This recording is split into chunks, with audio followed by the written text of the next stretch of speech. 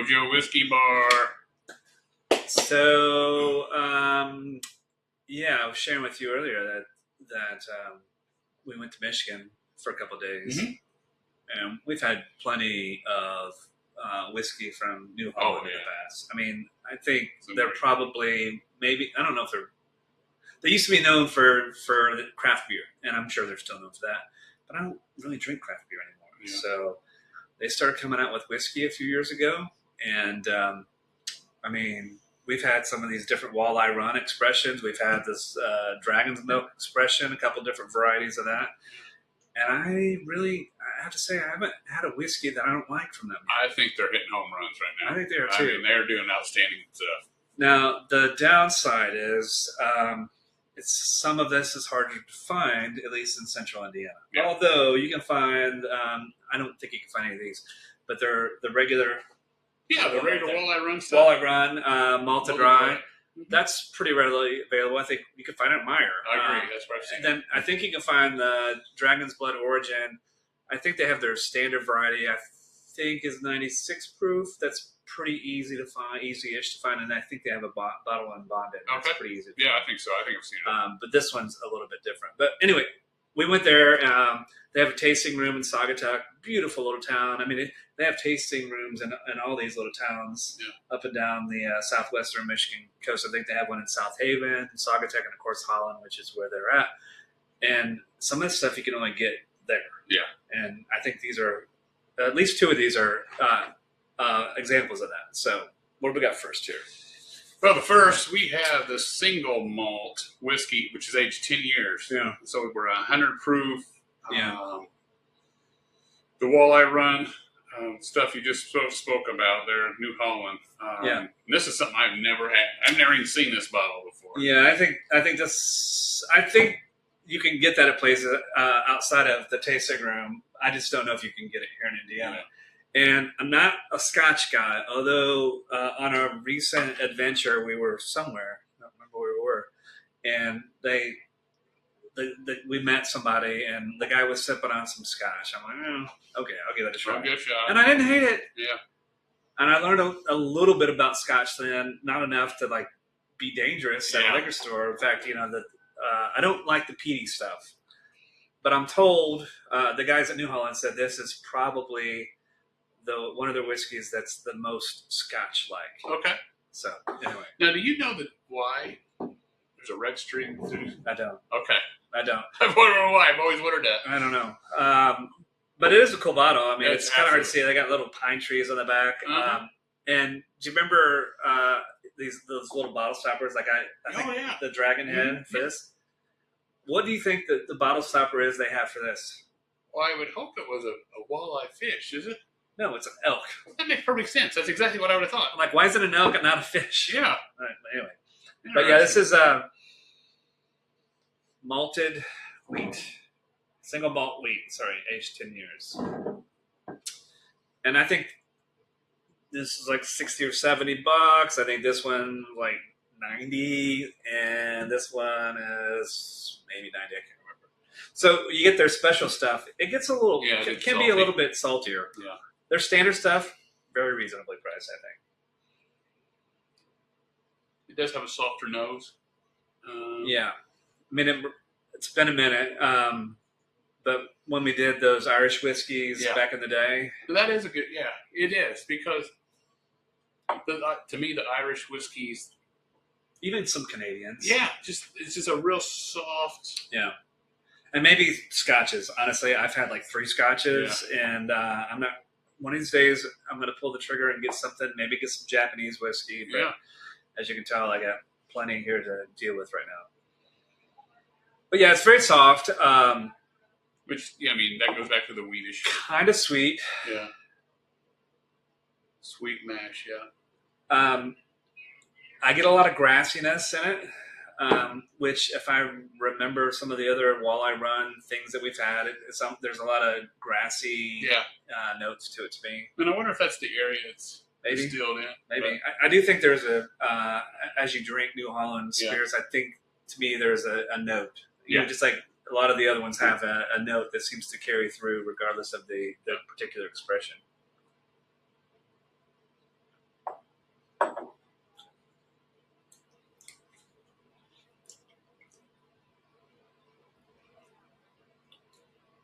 It's earthy. It is very, yeah. Now something, tip of my tongue. There's a little heat there. Yeah. What was it? What did you say? What was 100 proof. Really? The heat on tongue is a little hotter than you would think for 100 proof, which I'm okay with.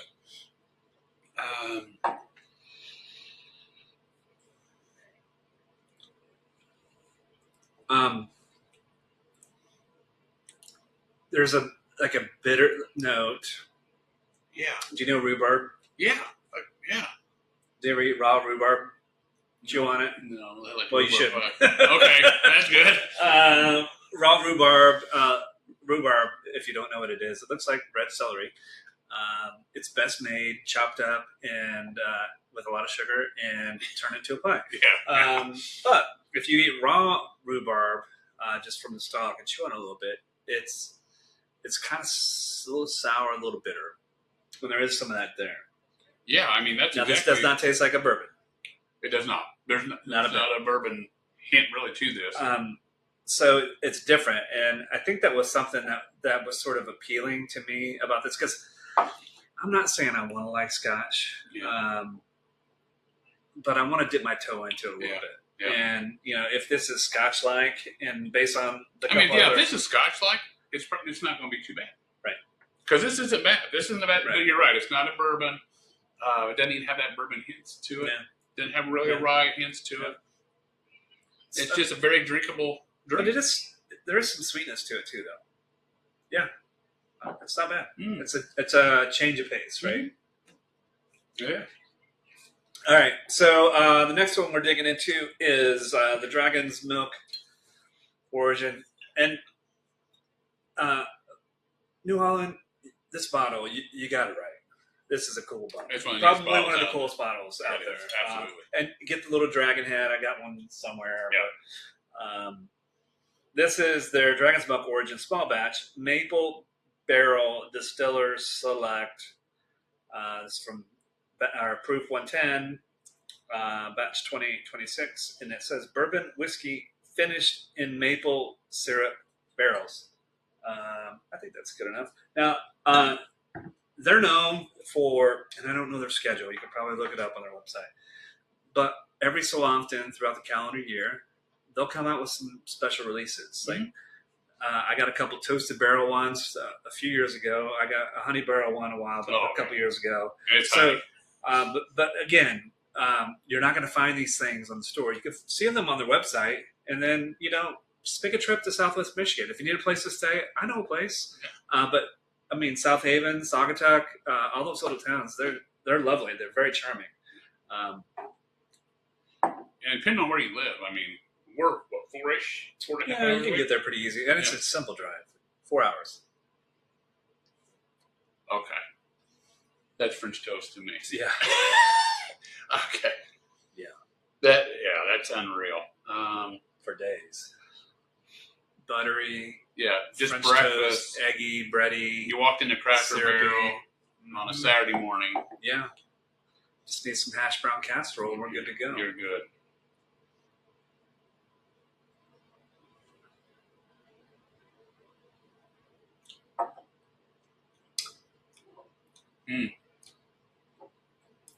It's pretty good. Do you know what I like best about this? Because we've had a couple of things in the past. Mm-hmm. There's one that comes to mind. I think it was from Bear Wallow down in Nauvoo, Indiana. Yeah. If you don't know where that is, look it up and go there. But they had one that was finished in maple syrup barrels, and it was like over the top. It was all right for somebody who likes sweet things. They're gonna enjoy it, but it was like somebody had a bottle of maple syrup and they put a little bit of alcohol in it, right? Yeah. Whereas this is not that. No. Somebody did their homework here, and it's like, okay, we need to have it in there just this amount of time to give it the hint of taste of maple syrup. And you have the hint of that. Hint. It's not overpowering, and that's the what I nose was is worried stronger about. than the palate, which is great. Yeah. It's great. But there's a nice, really pleasant, sweet aftertaste. It just kind of like coats your mouth, and it's candy-ish in the aftertaste. It is.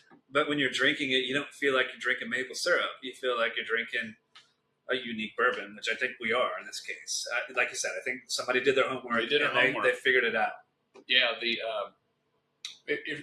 and that's the other one we can compare it to, the one at Gnawbone. And the one at Gnawbone was a good drink. You couldn't drink a ton of it. It was good. But if you didn't have diabetes before you started drinking that one, you were going to have it when you was done. This one, you can drink. You can have sips and drinks of this, and I think this would make it. It's not overly sweet. I mean, I hate to say this, when I spend a little bit more money on a bottle of whiskey, the notion of immediately jumping into how can I make this an amazing cocktail. Mm-hmm. However, I think you can make something interesting with this. I think, and I might experiment here in a day soon, but it's almost like you mix that with some of that Crown Royal chocolate. Oh man, that'd probably be really good. Or even that peanut butter, the Hard Truth peanut butter. Yeah, peanut butter whiskey. I don't know. That's good. I get some experimenting in the future, so we'll see. That'd be a really maybe good we'll make some cocktails. Yeah. Not really a summer cocktail, more of a fall cocktail, but who cares? Drink what you like. But it's good, right? Yeah. Oh, it's absolutely good. Yeah, it's really good. All right, so the last one we're going to sip on today, another Walleye Run, cask strength pot distilled single barrel malted rye whiskey, which we've had. This is their malted rye is sort of what kind of put Walleye Run on the mark. Excuse me. So we're looking at 121.6 proof. Trying to see if there's anything else on here that's important. Probably not. And this is single barrel. All right, so ostensibly this is like the malted rye that we've had before, but at cask strength.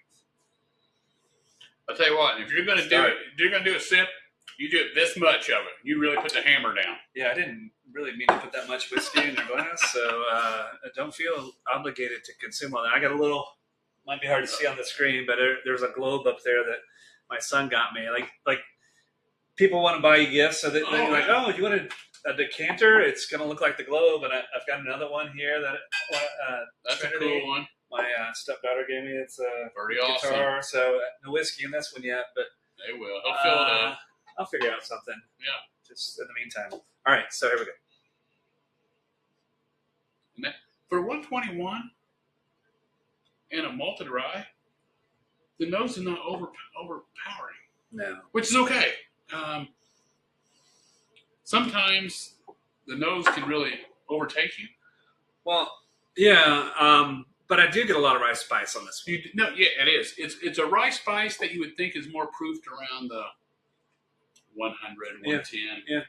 What's really interesting to me is I like when, and I don't know the specific variety of the rye here, but I like twists on mash bills. Yes. Right. Mm-hmm. Like we got into some of the Jimmy Red corn, so much so that we made some Jimmy Red corn. Yeah. And there's blue corns, and there's that. I keep going back to that A. Overholt. That 100% rye. Was it 100% rye? Yeah, that rye that's out like the Pennsylvania rye. Yeah. Mm-hmm. That is good stuff. And there's chocolate rye. There's so if you can get the details, it's kind of interesting to dig into a little bit. So I don't know the specific rye variety that they're using here, but to me, it's unique. Oh yeah, right.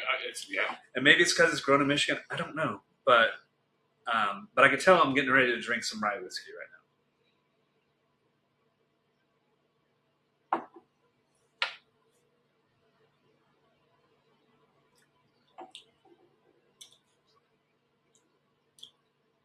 I do like that. I almost get some stone fruit on it, which is weird for me. Like an overly ripe peach. Yes.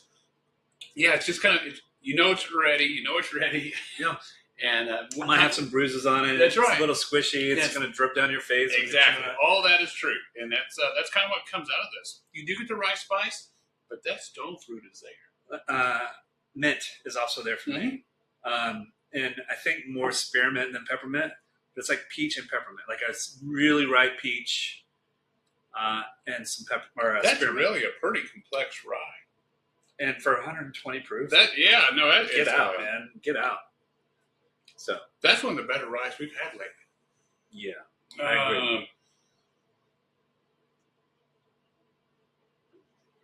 So I tried these three, and there was one other I tried in like a flight because I would, you spend some money on some bottles. It's probably good to, if you have an opportunity to try them first, do so. And it's funny, once Amanda had a cocktail, whatever it was, and that is surprising that she did not try this. No, she did not. But anyway, they have other varieties. They have lots of gins and vodkas and whatever. But once I made the verbalize that I'm going to get a few bottles, like, oh, you can try whatever you want. Yeah, just keep going. And then I'm like, okay, I think that's taking advantage of the guy drinking the drinks. But anyway, get him hammered. He'll just keep buying bottles. Yeah. But anyway, it's good. It is. And I don't know if I've had a rye before that I pulled some type of fruit out of it. No, I agree. There's usually that rye spice, but I mean, you get some grass. Usually, it's like grassy rye spice. Maybe you're getting some minty notes, and there is that minty note. But the stone fruit, like a really ripe stone fruit, it's nice. It is nice. I mean, that is what. This was the most expensive, I think. Yeah. And so these were I mean, all three of them are great. I mean, but the price point, they're saltier than their standard offering. Yes. Yeah. But I think it's a different experience. Oh, in a good way. I think it's an elevated experience. It is, and a lot of these, like this one. I'll use this one. That's a conversation piece. You can sit down with some guys that really enjoy this, and everybody's going to pull something a little different out of it. Yeah, and like you and I are, I would say, whiskey compatible. I got another buddy. We're pretty whiskey compatible. Like we lean toward the rye a little bit. Mm-hmm. This is a rye like nothing you've ever had. Nothing I've ever had in my life. And so that helps the conversation. Not that whiskey drinkers usually need a lot of conversation. Let's give us a couple tambourines. Yeah, we won't be burning it up. I'm thinking about going on tour this summer, so it don't matter. But yeah, no. To your point, each drink, sometimes the rye wins, and then the next sip, the fruit's more prevalent. Yeah, and so it's very complex. Yeah. Well worth your money. Good job. But the good news is you and Jesse are going to venture up there later this year, so that's a wonderful time to be there. I think you're going in September, right? Yeah, it's a wonderful time to go up there. It's just this quiet little. I mean, it's not a sleepy town, but it's pretty quiet. Yeah, it's a big boating community, but you can walk to everything in a few minutes. And that tasting, which is good news when you're sipping whiskey. You don't have to get in the car and drive. You can just stumble home. And that's right. Now, they have actually a social district in downtown Saugatuck, so you can walk around with your drink, and it's no harm, no foul. So great. Yeah, but folks, if you haven't checked out the New Holland, they've got obviously we had this single. I keep saying single malt whiskey. We got 100%. Did we say wheat? Doesn't say. I don't think it's. Keep saying that. Yeah. Single malt whiskey. Sweet mash. Sweet mash. They do have a wheat whiskey. I think that's the one I tried and didn't like. Yeah. They've got the Origin series.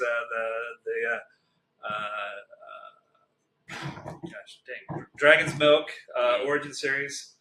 I think the Dragon Scales will give it away. Yeah. And then their Walleye Run Ryes. I mean, they're making. Personal opinion, personal preference. I think of all the distilleries that I've had recently, they're making such a variety of products. I mean, even these three here, all very different. Yeah, oh yeah, I agree. All very different. Not even close, really. No. Every time I see this bottle, I think of Game of Thrones. Every single time. I never committed to that show. Yeah, it's good. I've heard it's good. That's why I've never committed to the show. Yeah. But anyway. I'm sure one of these days here soon, maybe after Jamie goes in September, he'll find something from New Holland, and we'll give it a sample. But any other thoughts on this in the meantime? Maybe the best rye I've ever had. I mean, it's just they're so complex, and that fruit notes really jumps out at me. That one's outstanding. All of them are great offerings, but from a rye standpoint, that one's going to be tough to beat.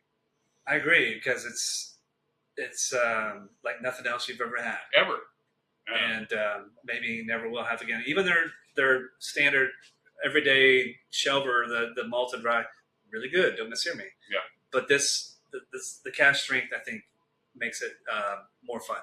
Absolutely. More fun. Yeah. But we appreciate your support. Absolutely. On all the social medias. And, the Mojo Whiskey Bar is only going to grow as long as you guys continue to support us and kind of push it for us. So we're on Spotify and Instagram and TikTok and Facebook and YouTube and all the stuff, man. Everything.